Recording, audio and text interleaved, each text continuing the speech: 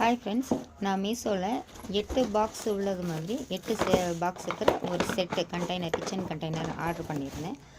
அது நல்ல பேக்கிங்கில் எனக்கு வந்துருந்துச்சு. என்கிட்ட இருந்ததெல்லாம் இந்த மாதிரி பழைய டப்பா தான், சில்வர் கண்டெய்னர்ஸ் இந்த மாதிரி இருந்துச்சு.